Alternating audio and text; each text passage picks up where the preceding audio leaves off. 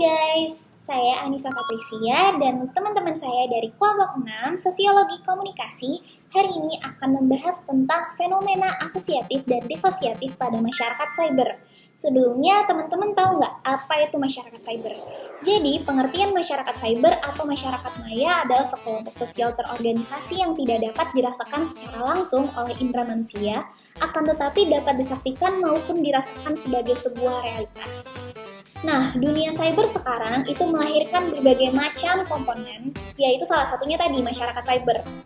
Nah, masyarakat cyber ini mendorong munculnya sebuah ruang kehidupan yang baru yang sangat prospektif bagi aktivitas manusia sekarang. Jadi, intinya masyarakat cyber adalah sekelompok orang-orang yang hidup di dalam dunia maya atau dunia cyber.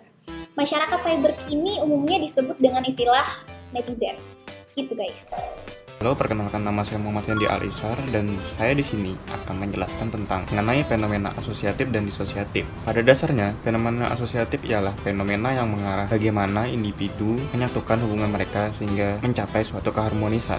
Jadi, disosiatif ini ada kerjasama, akomodasi, yaitu penyesuaian individu dengan kelompok, asimilasi, yaitu usaha mengurangi perbedaan dengan menghilangkan nilai aslinya, akulturasi, yaitu suatu perbedaan pada masyarakat yang lambat laun bisa mencapai kesatuan tanpa menghilangkan nilai aslinya. Lalu selain itu ada juga bargaining, yaitu kegiatan tawar-menawar untuk mencapai suatu keputusan. Disosiatif adalah sebaliknya. Fenomena ini yang mengarah bagaimana hubungan individu mengalami suatu perpecahan. Hal ini seperti adanya persaingan, yaitu individu yang saling melawan untuk mencapai tujuan. Lalu kontravensi, yaitu rasa tidak suka kepada individu lain yang disembunyikan.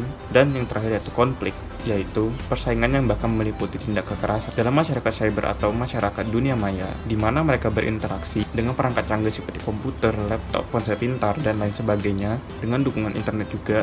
Tentu interaksi sosial juga berkaitan dengan akun-akun yang ada di internet seperti akun-akun Instagram cantik yang akan dibahas saat ini. Halo guys, nama saya Rianto Yokobus dari Ilmu Komunikasi A 2019.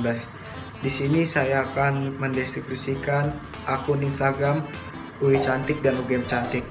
Akun tersebut merupakan akun yang memposting kumpulan mahasiswi-mahasiswi yang dianggap cantik beserta caption dan jurusan dan angkatan.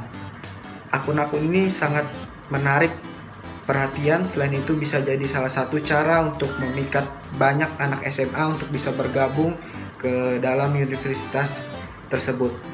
Pengikutnya didominasi oleh kaum pria tentunya. Sampai sekarang belum diketahui juga siapa yang memegang dan memiliki akun tersebut. Setelah berhasil mengumpulkan banyak pengikut, akun tersebut juga mulai menerima pemasangan iklan berbayar. Nah, interaksi sosial yang terjadi di kedua akun tersebut dari akun UI Cantik ID dan UGM Cantik adalah salah satunya interaksi asosiatif kerjasama.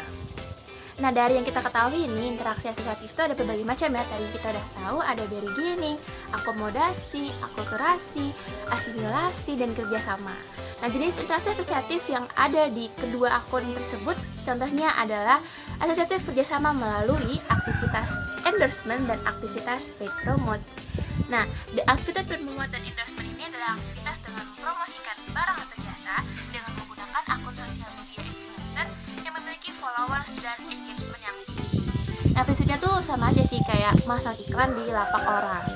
Terus kedua akun ini tuh memiliki influence yang cukup tinggi dan followers yang cukup banyak, dengan mereka itu memposting konten-konten foto-foto mahasiswa yang cantik sehingga dimanfaatkan oleh beberapa online shop untuk mempromosikan jasa atau barangnya. Kerjasama ini tuh menguntungkan kedua belah pihak, karena pihak yang mengiklankan dapat mempromosikan produk jasa atau barangnya dengan pasar yang lebih luas. Nah, untuk Instagram UI Cantik dan UGM Cantik sendiri itu mereka mendapatkan bayaran karena telah melakukan promosi dari online shop untuk atas kerjasama mereka. Dari kehadiran akun UI Cantik dan UGM Cantik malah mempelopori kehadiran akun-akun serupa di berbagai kampus lainnya. Akun mahasiswa cantik pun semakin marak di kampus-kampus lain. Mereka mengunggah foto-foto para mahasiswa yang dianggap cantik, lengkap dengan identitas pribadi mereka. Masalahnya, terkadang foto yang diunggah tidak berizin. Dalam beberapa kasus, admin meminta izin kepada sang pemilik foto, namun dipost sebelum sang pemilik foto mengizinkan. Hal-hal semacam ini bisa menjadi masalah baru di masa depan, seperti pencurian data pribadi dan false context, sehingga akun-akun ini juga menyebabkan interaksi disosiatif atau terpetahan. Hal semacam ini membuat geram para pemilik foto, karena privasi mereka dianggap terganggu. Mereka mendapatkan serbuan pesan, permintaan pertemanan yang banyak, ajakan berkencan, hingga komentar-komentar tak senonoh. Halo, perkenalkan nama saya Faridah Azza Nabila. Apa itu teori interaksionisme simbolik? Blumer mendefinisikan teori interaksionisme simbolik sebagai sebuah proses interaksi dalam rangka membentuk arti atau makna bagi setiap individu. Teori interaksionisme simbolik ini memiliki dua asumsi utama. Asumsi yang pertama yaitu teori interaksionisme simbolik ini terdiri atas 3 prinsip dasar, yaitu pemaknaan, bahasa, dan pikiran, yang mana akan membentuk diri seseorang dalam bersosialisasi dalam lingkungannya. Pemaknaan dibentuk dan dimodifikasi melalui proses interpretatif yang dilakukan manusia dan berasal dari proses interaksinya dengan manusia lain, baik itu dengan keluarganya maupun dengan masyarakat. Lalu ada bahasa. Bahasa disebut sebagai alat atau instrumen penghasil makna yang berkembang secara luas melalui interaksi sosial. Kemudian ada pikiran. Sebenarnya dasar dari pemikiran ini adalah bahasa yang dikonversikan sebagai sesuatu yang baru. Asumsi kedua yaitu manusia sebagai pembuat atau produsen simbol. Makna-makna dari suatu hal ini tidak datang dengan sendirinya, melainkan dihadirkan dan kemudian disepakati lalu dijadikan sebuah simbol. Simbol di sini dipahami sebagai tanda yang mengandung kesepakatan makna. Oleh sebab itu, perilaku manusia, baik individu maupun kelompok, bertitik tolak dari makna-makna simbolik dari objek itu tadi. Dilihat dari fenomena sekarang, masyarakat menggunakan teknologi komunikasi, yaitu internet, sebagai cara untuk menyampaikan dan menerima pesan. Akibatnya, pesan yang disampaikan dan diterima menjadi kaya akan makna melalui simbol-simbol. Teori interaksionisme simbolik ini dapat berpengaruh pada masyarakat cyber yang memaknai simbol-simbol secara beragam. Contohnya seperti media sosial Instagram yang kita bahas kali ini, masyarakat cyber dapat memaknai teks, gambar, audio, video secara beragam. Ini kan sudah dijelasin apa itu teori interaksionisme simbolik. Jadi sekarang aku mau jelasin tentang contohnya. Kita kaitkan dengan fenomena masyarakat cyber dalam akun Instagram @uicantik.id dan @ugmcantik yang mengupload foto-foto mahasiswi cantik. Foto tersebut dapat diartikan sebagai simbol yang menandai status sosial tertentu.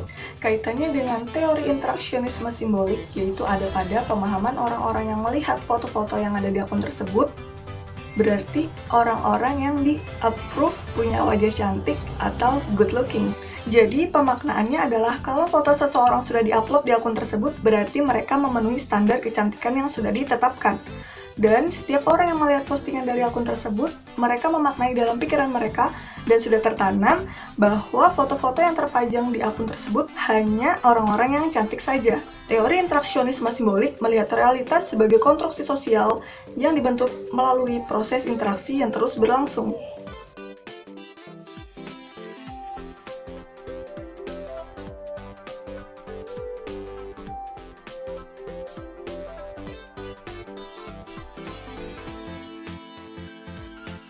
Ya, itu tadi video tentang penjelasan mengenai fenomena asosiatif dan disosiatif pada masyarakat cyber. Semoga video tadi bermanfaat. Kami harap ada kritik dan saran dari kalian setelah menonton ini. Terima kasih.